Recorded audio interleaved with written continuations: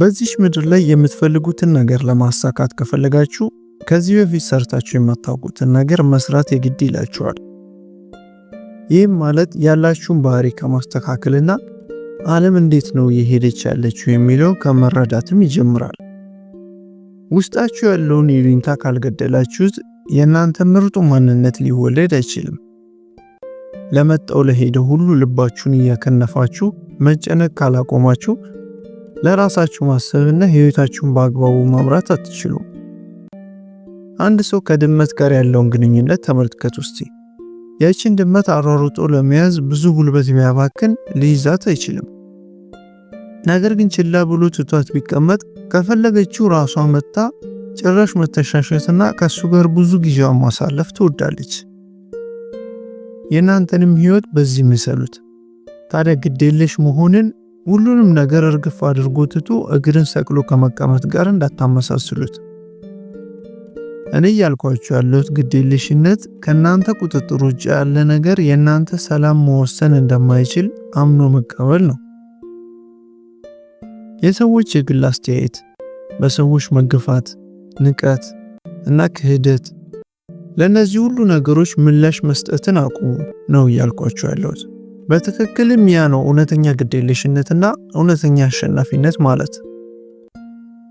በዛሬው ቪዲዮ እንዴት በቀላሉ በግዴለሽነት በመኖር ጤናማና ከሰዎች ቁጥጥር የጸዳ በሰዎች በጭራሽ የማይናደድ እንዲሁም የማይበሳጭ ሰው እንዴት መሆን እንደምትችሉ አብረን እንመለከታለን። እስከመጨረሻው አንድ በአንድ በመከታተል ቁም ነገርን እንድትሸምቱ ስል ጋብዛችኋለሁ። አንደኛ፣ ዋጋችሁን ከሰዎች ትኩረት ነጥሉ።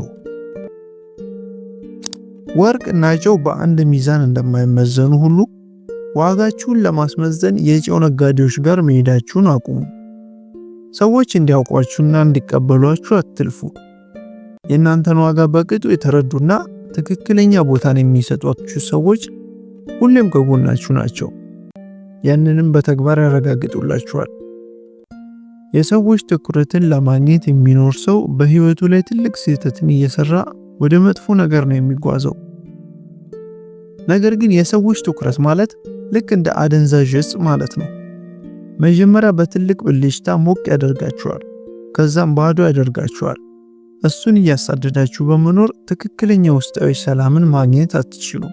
ምክንያቱም ምንም ያህል ትኩረትና የሰዎች አይንን ብታገኙ በጭራሽ ሊበቃችሁ አይችልም። ይበልጥ ዋጋ ያላችሁ እንደሆናችሁ እንዲሰማችሁ ያንን ይበልጥ በማሳደድ ትኖራላችሁ። ልክ ጅራቱን ለመንከስ በመታገል ሲሽከረከር እንደሚውል ውሻ ማለት ነው። ዋጋችሁ በሰዎች ምላሽ ላይ ጥገኛ ሆነ ማለት ደግሞ ሰዎች እናንተን ዲፋይን እንዲያደርጓችሁ ስልጣኑን ትሰጧቸዋላችሁ ማለት ነው። ለዚህ ብቸኛው መፍትሄ ታዲያ ዲታችመንት ወይም ከሰዎች የግል አስተያየቶች ራሳችሁን መነጠል ነው።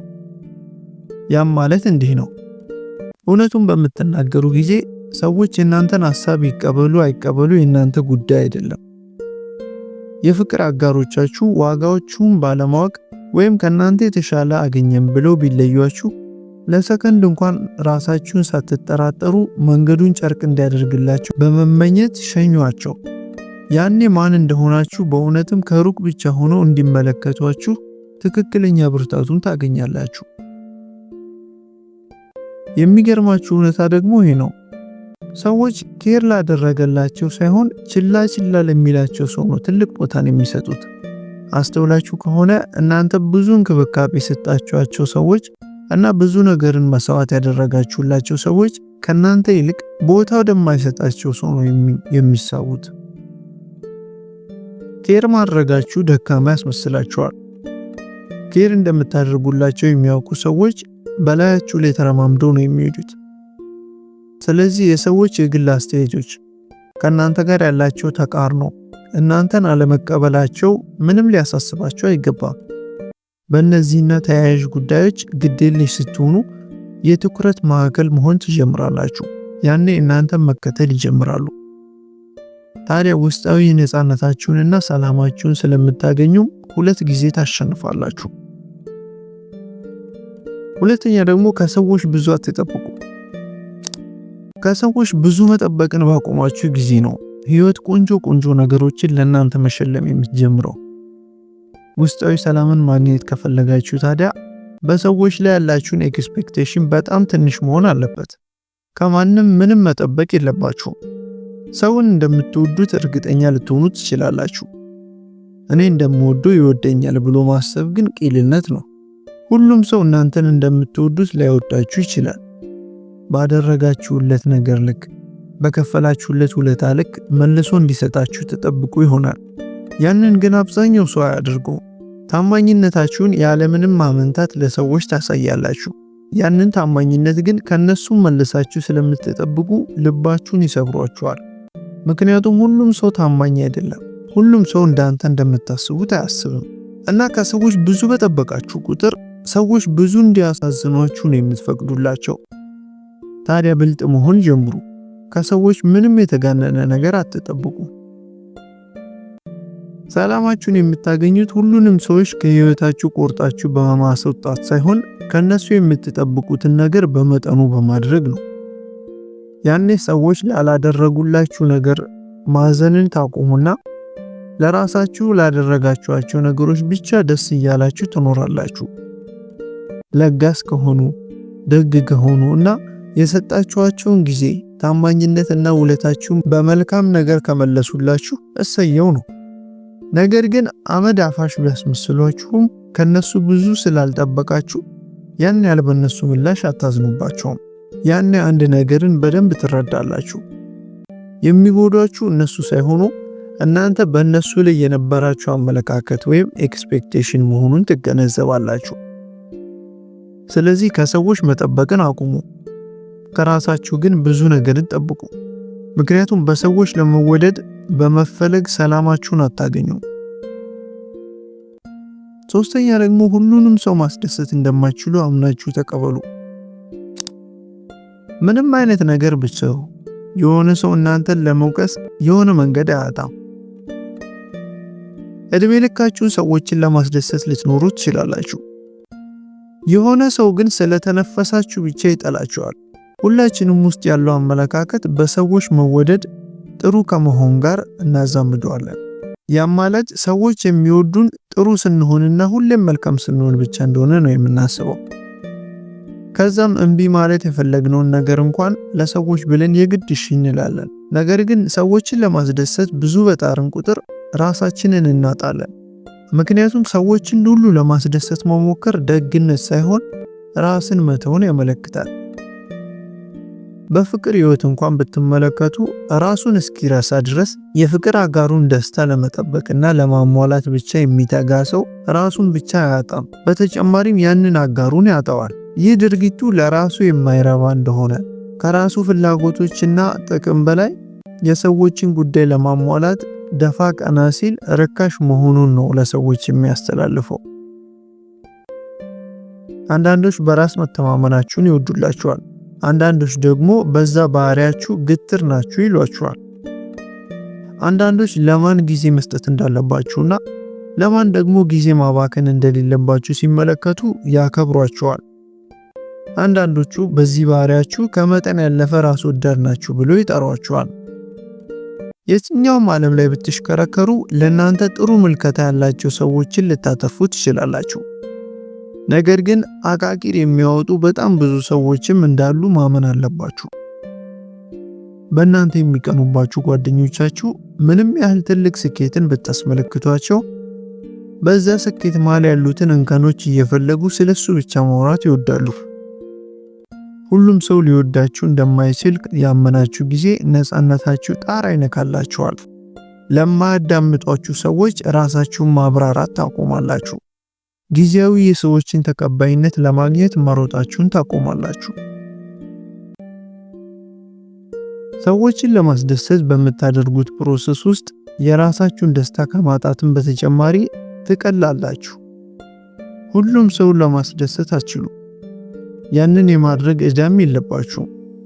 ያ የእናንተ ግዴታ አይደለም። ከእናንተ ጋር በፍቅር መኖርን የፈለገ ሰውን እጃችሁን ዘርግታችሁ ተቀበሉ። ራሳችሁን መሆን ጀምሩ። አራተኛ ደግሞ እምቢ ማለትን ልመዱ። ሰዎችን የሚበዘብዛቸው ነገር ምን እንደሆነ ታውቃላችሁ? ስራ አይደለም ወይም ስትረስ ውስጥ መግባት አይደለም። ይልቅ እምቢ ማለት አለመቻል ነው። ይሄ ነው ለብዙ ብዝበዛና ከመጠን ያለፈ ለሰዎች ተጠቃሚ የሚያደርጋችሁ። መስራት ለማትፈልጉት ነገር፣ ለጥቅም ብቻ ለሚቀርቧችሁ ሰዎች፣ ሰላማችሁን የሚነሳችሁ ማንኛውም ነገር ለሰው ብላችሁ ብቻ እሺ ትላላችሁ። ከልክ ያለፈ ኬር ማድረግ ማቆም ከፈለጋችሁና የነበራችሁን ፓወር መልሳችሁ መውሰድ ከፈለጋችሁ አንድ ቀላል ነገርን መልመድ አለባችሁ። እሱም እምቢ ማለትን መልመድ አለባችሁ። ለሁሉም ነገር እሺ አይባልም። ያ ዋጋችሁን በሰዎች ዘንድ የሚያራክስ ተግባር ስለሆነ ማለት ነው። አብዛኛው ሰው ከፍርሃት የተነሳ ነው እሺ ማለትን የሚያበዛው። እነዛ ሰዎች ቢጠሉኝስ? ነገ ቢገፉኝስ? ብቸኝነት ቢደርስብኝስ? ወይም ሰልፊሽ ቢሉኝና ከራስ ወዳድ ነኝ ያሉ ቢሰድቡኝስ ብለው በመፍራት ብቻ እሺ ማለትን ይመርጣል ሰው። ሁሌም እሺ ማለት የደግነት ምልክት እንደሆነ ነው የምትረዱት። ነገር ግን ደግ ሳይሆን የበር ስር ምንጣፍ ነው የሚያደርጋችሁ። ሁሉም እየረገጠ ነው የሚተላለፍባችሁ። ሁልጊዜ ለሰዎች መገኘት ስታዘወትሩ ያንን በደንብ አጣርተው ያውቁታል። ከዛም ለእናንተ ያላቸው ክብር ይቀንሳል። ምክንያቱም እናንተ ራሳችሁ ያንን ክብር ለራሳችሁ አልጠበቃችሁም፣ ራሳችሁን አላከበራችሁም። ውስጣችሁ በስውር እየተጎዳ ሌሎችን በመርዳት የተጠመዳችሁ ትሆናላችሁ። ያ ደግሞ ደግነት ሳይሆን በደግነት የተሸፈነ ራስን ችላ ማለት ነው። እምቢ ማለት መጥፎ አያደርጋችሁ፣ እውነተኛ ሰው ነው የሚያደርጋችሁ። ሰዎችን መራቅ ሳይሆን ራስን መከላከል ነው። ሰላማችሁን ይከላከልላችኋል፣ ጊዜያችሁን ይከላከልላችኋል። እንዲሁም ገደቦቻችሁንና ያላችሁን ኢነርጂ በደንብ መከላከል ይችላል። ይህ ነው ከልክ ያለፈ እንድትከበሩና በሰዎች እንድትወደዱም የሚያደርጋችሁ ተግባር። እንደዚህ ገደብ ስታስቀምጡ የሚበሳጩና በጣም የሚከፋቸው ሰዎች ካጋጠሟችሁ ገደብ በሌላችሁ ጊዜ እናንተን ሲበዘብዙ የከረሙ ሰዎች እንደነበሩ በቀላሉ ማወቅ ትችላላችሁ። እምቢ ማለትም በደንብ በለመዳችሁ ቁጥር ብዙ ሰላም ወደ ህይወታችሁ መምጣት ይጀምራል። ብዙ ክብርን ወደ ህይወታችሁ ትስባላችሁ። እምቢ በማለታችሁ ብቻ ብዙ በረከትን ወደ ህይወታችሁ ከመሳባችሁ በተጨማሪ ታዲያ ከናንተ መራቅ ያለባቸው ሰዎችም ሳታባረሯቸው በራሳቸው ምክንያት ከጎናችሁ ይጠፋሉ። በዛ መንገድ ነው ብዙ ኬር ከማድረግ የምትቆጠቡት፣ እንዲሁም በግዴለሽነት ሊያኖራችሁ የሚችለው። ስለዚህ ይህንን አስታውሱ። ለሰዎች እምቢ ማለታችሁ ለራሳችሁ ደግሞ በትልቁ እሺ እያላችሁ እንደሆነ ማወቅ አለባችሁ። አምስተኛ ደግሞ የምትሰጡት ምላሽ ገደብ ይኑረው።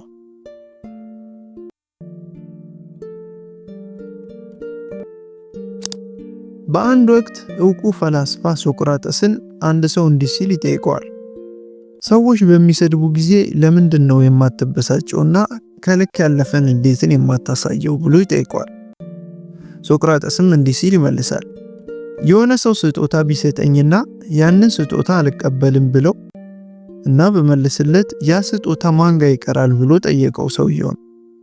ሰውየውም መለሰለት፣ ስጦታውን ካልተቀበልክ የስጦታው ባለቤት ጋር ነው ስጦታው የሚቀረው አለው።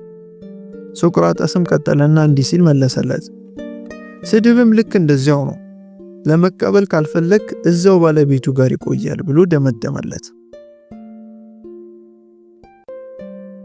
ሁሌ ለሰዎች በንዴት ምላሽ ስትሰጡ እናንተን እንደ ቲቪ ቁጭ ብሎ እንዲቆጣጠሯችሁ ሪሞቱን የምትሰጧቸው። ዝምታና ግዴለሽነት የእናንተ ፓወር ነው። እያንዳንዱ ምላሾቻችሁ ለዛ ላበሳጫችሁ ነገር ወይም ሰው ግብአት ነው የምታደርጉት። ዝምታ ወርቅ ነው ብቻ ሳይሆን ዝምታ መልስም ነው። ትቶ መሄድ መልስ ነው። ሳትረበሹ በፈገግታ መለየት መልስ ነው። ምክንያቱም የበሰላችሁ እንደሆናችሁ ያሳያል። እያንዳንዱን ጦርነት መዋጋት የለባችሁም። ለእያንዳንዱ ወቀሳ ራሳችሁ ማብራራትና ገለጻ ማድረግ የለባችሁም። ዋጋችሁን ለማሳየት ጥረት ማድረግ አይጠበቅባችሁም። ምላሾቻችሁን ስትገድቡ የማትገመቱ ትሆናላችሁ። መረጋጋታችሁ መዋጊያ መሳሪያችሁ ይሆናል። ዝምታችሁ ጥንካሬያችሁ ይሆናል። ሰላማችሁ ደግሞ በቀል ይሆንላችኋል። ለሰዎች ልታሳዩ የሚችሉት ትልቁ ፓወር በትርምስ ውስጥ እንኳን መረጋጋት መቻላችሁ ነው። ስለዚህ ግዴለሽ መሆን ሰዎችን እርግፍ አድርጎ መተው ወይም ከሐሳብ ነፃ መሆን አይደለም። ይልቅ ከናንተ ቁጥጥር ውጪ ለሆነ ነገር እየተጨነቃችሁ ነፍሳችሁን አለማሰቃየት ማለት ነው። በወደፊት ህይወታችሁ በደንብ መታመንን ስትጀምሩ ስለ ሰዎች መጨነቅ ታቆማላችሁ። በእነዚህ 5 መንገዶች ግዴለሽነታችሁን እንድታዳብሩ ስል በዛሬው ቪዲዮ ጋብዛችኋለሁ። እስከመጨረሻው ድረስ ስለተከታተላችሁኝ በጣም ከልብ አመሰግናለሁ። ሰላም ቆዩልኝ።